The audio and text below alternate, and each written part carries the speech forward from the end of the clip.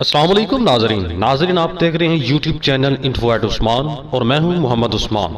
ناظرین، آج کی اس ویڈیو میں ہم جس ہستی کا ذکر کرنے جا رہے ہیں، اس نے 17 سال کی چھوٹی سی عمر میں ایسے کارنامے کر کے دکھائے جس کو بڑے بڑے حکمران نہ کر سکیں۔ ناظرین، آج ہم بات کریں گے محمد بن قاسم کی زندگی کے بارے میں۔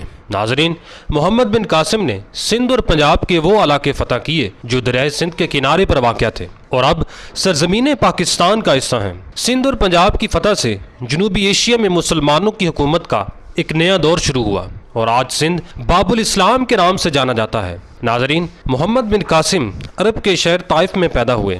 آپ کا بچپن وہیں گزرا۔ طائف کے ایک قبیلے سے تعلق رکھنے والے قاسم محمد بن یوسف محمد بن قاسم کے والد تھے۔ آپ کا انتقال محمد بن قاسم کی بچپن میں ہی ہو گیا تھا۔ ان کے بعد محمد بن قاسم کی تعلیم و تربیت کی ذمہ داری ان کی والدہ پر آن پڑی۔ ناظرین، حجاج بن یوسف محمد بن قاسم کے چچا تھے۔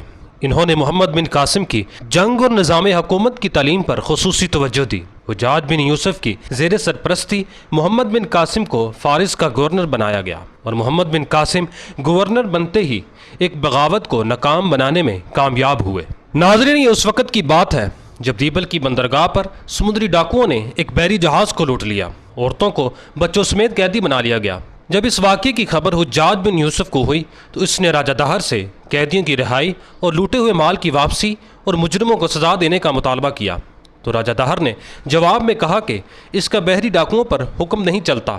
اس کے جواب کے بعد حجاج بن یوسف نے غصے میں آ کر سندھ پر حملہ کرنے کا فیصلہ کیا۔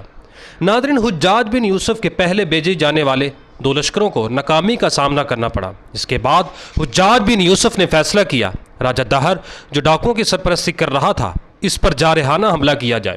اس حملے کی اصل وجہ راجہ دہر کی ناانصافی تھی۔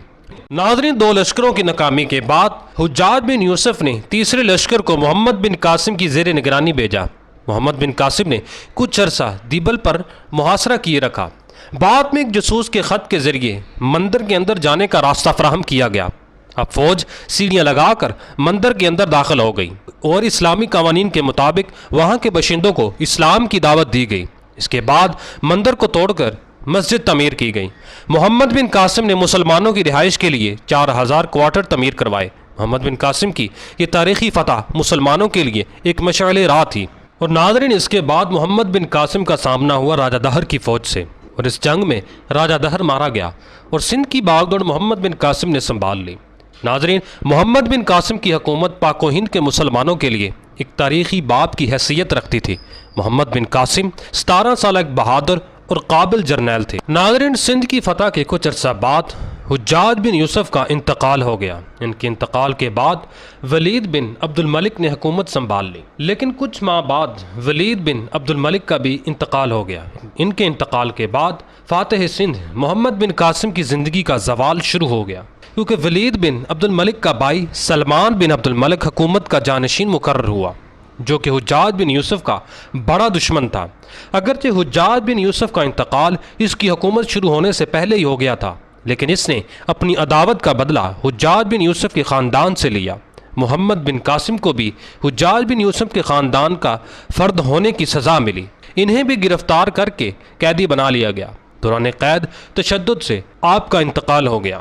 اس طرح ناظرین، فاتح سندھ محمد بن قاسم کی زندگی کا باب ختم ہوا، لیکن محمد بن قاسم کی اسلام کے لیے کی گئی خدمات سنہری حروف سے لکھی جائیں گی۔